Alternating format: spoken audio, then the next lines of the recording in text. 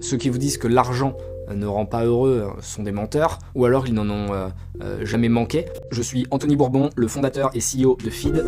J'ai un parcours assez compliqué, je viens d'une famille qui avait pas beaucoup d'argent, avec un père violent, et il se trouve que je me retrouve à la rue quand j'ai 16-17 ans, parce que la situation familiale est très compliquée, et du coup je suis confronté à la réalité de la vie très jeune. Il y a des soirs où je dormais chez des amis, et des soirs où je dormais dans les bus, et quelque part, ça paraît fou aujourd'hui quand je le dis, mais avoir dormi dans les bus était peut-être la plus grande chance que j'ai eue, parce que c'était une liberté totale et ça me laissait du temps pour réfléchir à ce que je voulais faire. Je prenais des notes, j'écrivais, je me disais bon plus tard qu'est-ce que je veux faire, qu'est-ce qui me passionne.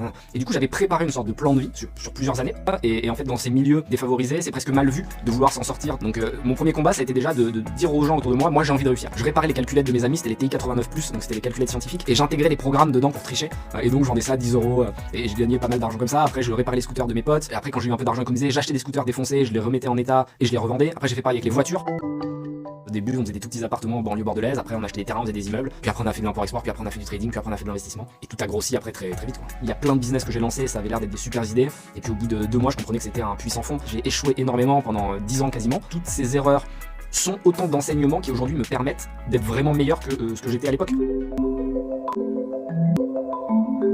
J'ai toujours dit que je serais très riche, j'ai toujours dit que je ferais des grandes choses. Parce qu'en fait, je me suis auto-convaincu. J'étais obsédé par ma réussite. C'est une revanche personnelle, mais il faut que je le transforme en revanche générationnelle. Je considère que oui, j'ai réussi à m'extraire de mon côté, mais maintenant, ça n'a d'intérêt que si je peux réussir à faire sortir d'autres personnes. Il y a 1% seulement des entrepreneurs qui se sont fait seuls en France. Donc 99% des personnes qui sont des entrepreneurs autour de vous sont des personnes privilégiées, soit parce qu'elles ont fait des grandes études, soit parce que leurs parents ont de l'argent, soit parce qu'ils connaissent un investisseur qui les a aidés, etc., etc.